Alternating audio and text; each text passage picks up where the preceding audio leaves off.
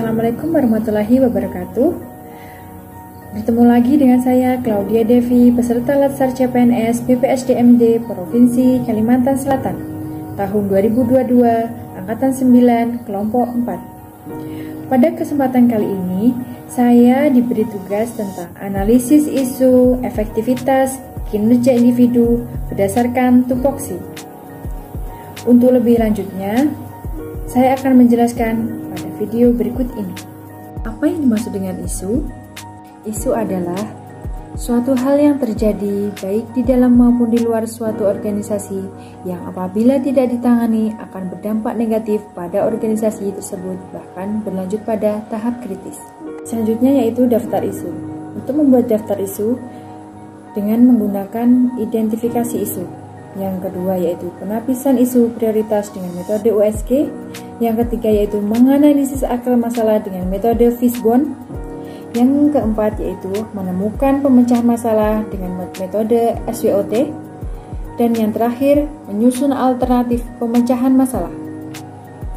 Untuk yang pertama yaitu mengidentifikasi isu.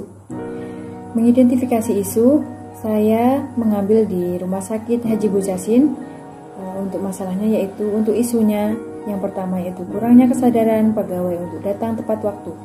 Yang kedua, menurunnya kepatuhan pasien dan pengunjung tentang protokol kesehatan di lingkungan rumah sakit.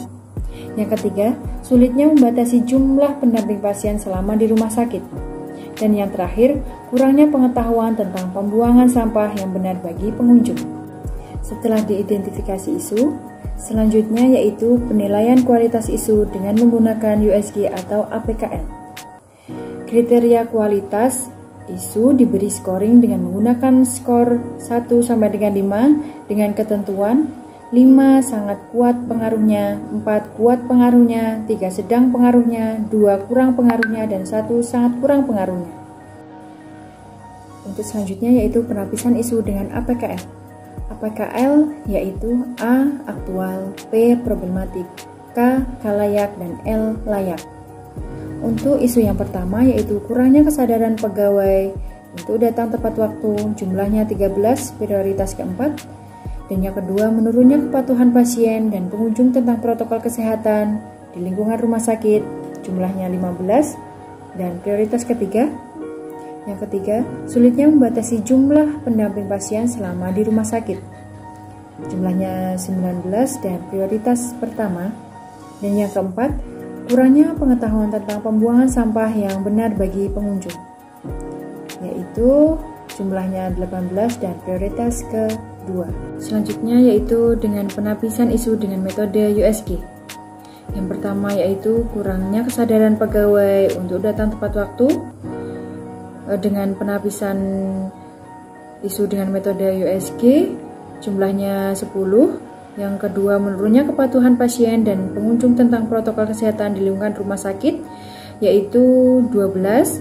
Terus yang ketiga sulitnya membatasi jumlah pendamping pasien selama di rumah sakit 14. Dan yang keempat kurangnya pengetahuan tentang pembuangan sampah yang benar bagi pengunjung 13. Jadi prioritas pertama pada isu kali ini yaitu sulitnya membatasi jumlah pendamping pasien selama di rumah sakit. Setelah mengetahui prioritas isu dan selanjutnya membuat Fishbone diagram. Yang pertama yaitu membuat kepalanya dulu, sulitnya membatasi jumlah pendamping pasien selama di rumah sakit. Selanjutnya manusia, untuk kerangkanya manusia.